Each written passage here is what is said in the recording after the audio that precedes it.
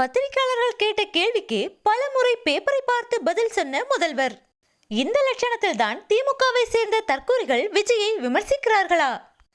வெளிநாட்டிற்கு சுற்றுப்பயணம் செல்லும் முதல்வர் ஸ்டாலின் அவர்கள் நேற்றைய தினம் நடந்த செய்தியாளர்கள் சந்திப்பில் நிருபர்கள் கேட்கும் கேள்விக்கு பேப்பரை பார்த்து பதில் சொன்னது மிகவும் கேலிக்குள்ளானது.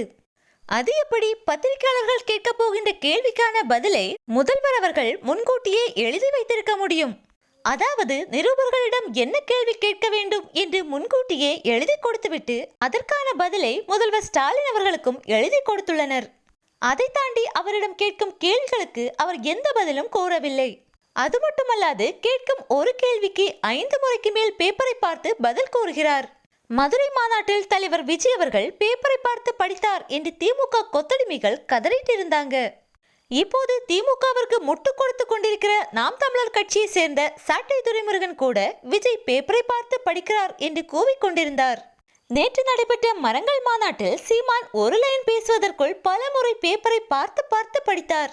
முதல்வரும் பத்திரிகையாளர்களின் கேள்விக்கு பேப்பரை பார்த்து பார்த்துதான் பதில் கூறினார்.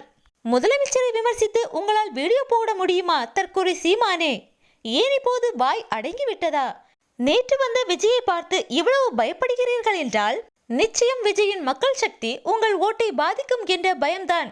தலைவர் விஜய் அவர்கள் 2026 மிகப்பெரிய வெற்றியை பெற்று சாதித்து காட்டுவார் என்பதில் எந்த சந்தேகமும் வேண்டாம்.